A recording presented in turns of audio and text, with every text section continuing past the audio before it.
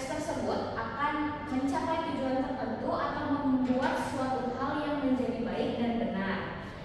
Lalu teks prosedur bisa membantu siapapun untuk melakukan suatu hal, aktivitas, kebiasaan, dan suatu cara tertentu secara berurutan dan dengan tahapan yang benar. Teks tersebut kemudian dapat kita katakan sebagai teks yang berisi mengenai tutorial, sehingga bisa membantu siapa saja untuk mencapai tujuan mereka, baik dalam membuat suatu hal ataupun untuk mencapai sesuatu yang mereka inginkan.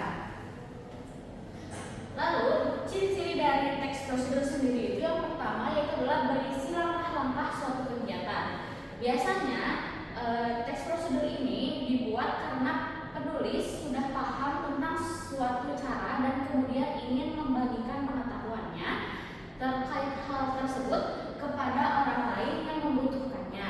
Jadi, misalnya penulis ingin mengetahui tentang bagaimana cara yang tepat untuk merawat hewan peliharaan. Maka penulis juga membutuhkan waktu yang lama untuk memahami hal tersebut. Itu artinya penulis yang sudah mengetahui cara dan step yang tepat untuk melakukan sesuatu hal yang sudah dikuasai sebelumnya itu, jadi tersadar bahwa cara yang sudah pernah ia gunakan itu bisa jadi akan bermanfaat untuk orang lain, karena kemungkinan besar orang lain juga akan menghadapi kesulitan atau masalah yang serupa. Ciri-ciri teks prosedur yang selanjutnya yaitu adalah yang kedua, ditulis dengan bentuk poin-poin. Biasanya teks prosedur ini dituliskan dalam bentuk poin-poin ataupun penomoran, sehingga hal tersebut membuat teks menjadi lebih jelas dalam menjelaskan langkah ataupun tahapan dari awal hingga akhir kepada para pembaca. Akan tetapi tidak semua penulis menggunakan teknik penomoran atau teknik poin-poin ini, karena ada juga penulis yang membuat teks prosedur dalam bentuk paragraf pada umumnya, seperti biasa, jadi nggak pakai nomor atau poin-poin. Yang ketiga yaitu dalam menggunakan kalimat saran dan larangan. Isi dari teks prosedur biasanya berupa kalimat saran dan juga larangan. Untuk kalimat saran tersendiri itu biasanya diberikan kepada penulis untuk membantu pembaca melalui langkah-langkah dan tahapan dalam membuat sesuatu dengan benar. Ciri-ciri teks prosedur selanjutnya yang keempat yaitu adalah ditulis dan dijelaskan dengan sistematis. Teks prosedur juga ditulis secara sistematis, tetapi tetap detail. Hal tersebut bertujuan untuk membantu para pembaca mempraktikkan langkah-langkah dan tata cara yang disajikan dengan baik dan benar. Lalu yang kelima yaitu adalah menyajikan informasi secara objektif.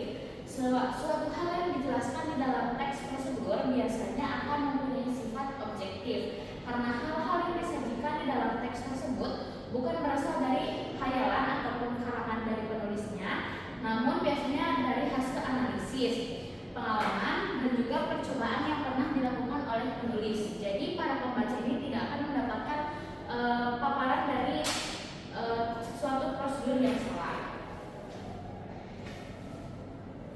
Ciri-ciri teks prosedur yang terakhir yaitu adalah berisi bilangan, angka, dan urutan.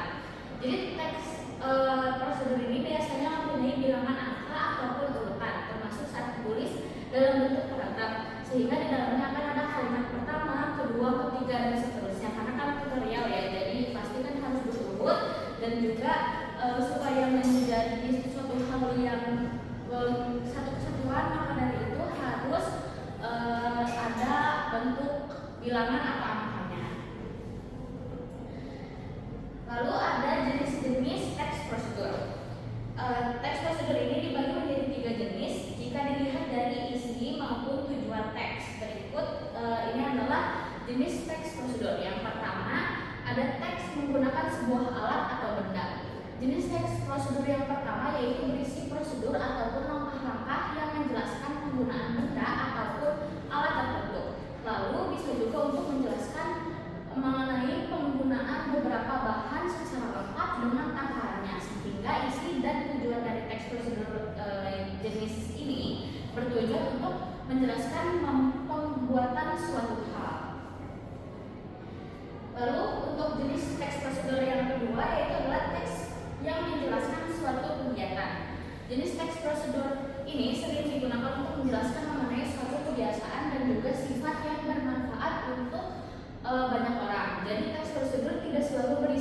tentang proses pembuatan suatu benda ataupun alat, tapi juga bisa digunakan untuk menjelaskan tentang aktivitas ataupun kegiatan serta kebiasaan dari.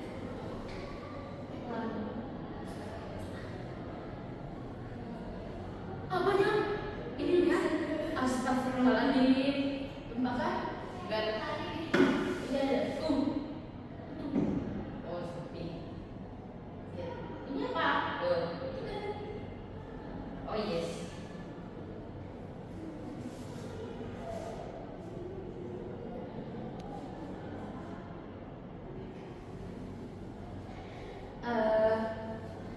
Selain jenis teks prosedur yang berdasarkan isi dan tujuannya seperti yang sudah dijelaskan sebelumnya, teks prosedur juga dapat dibedakan berdasarkan tingkat kerumitannya.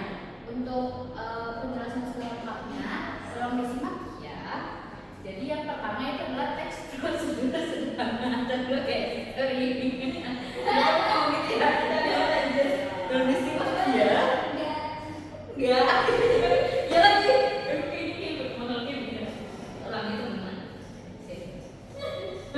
Selanjutnya yaitu jenis-jenis teks prosedur selanjutnya yaitu adalah jadi selain dari jenis teks prosedur berdasarkan isi dan tujuan seperti yang sudah saya jelaskan sebelumnya, teks prosedur juga dapat dibedakan berdasarkan tingkat kerumitannya.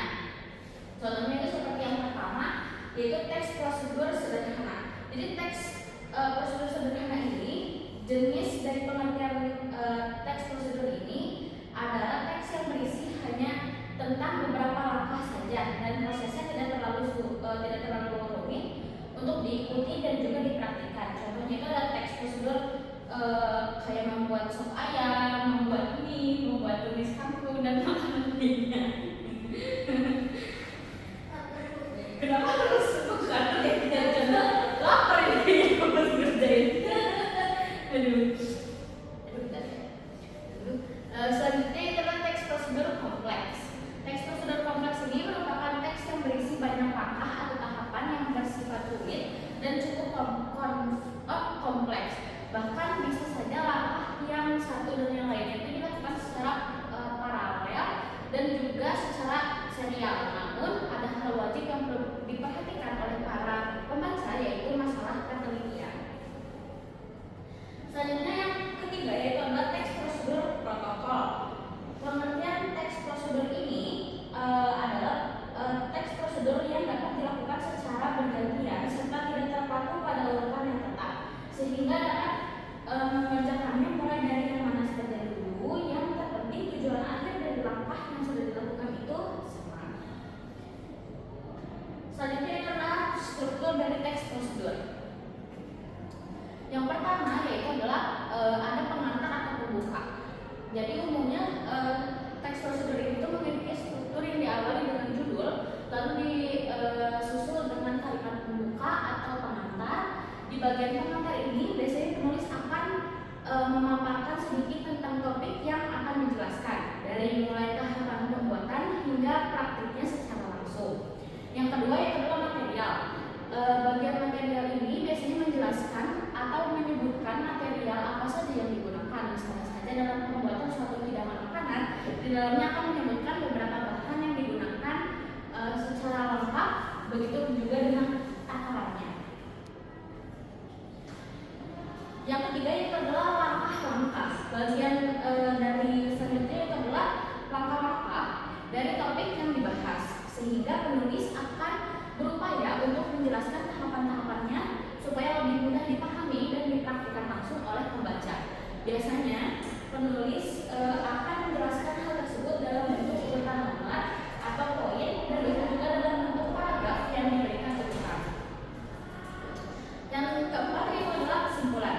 Di bagian akhir teks prosedur yaitu kesimpulan atau yang biasanya juga disebut dengan penutup, sesuai dengan namanya. Di bagian ini para penulis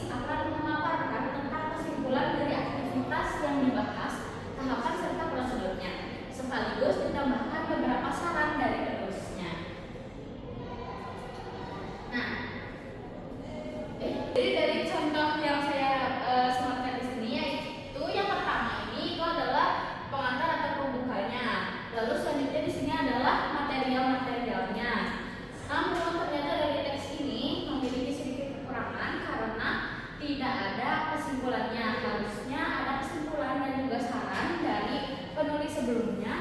Kalau ada yang dirasa kurang atau saran-saran misalnya mungkin membahayakan atau semacamnya seperti itu. Nah, teman-teman, penjelasan dari saya sudah selesai. Saya di sini selanjutnya akan memberikan sedikit tugas buat teman-teman. Jadi teman-teman akan membuat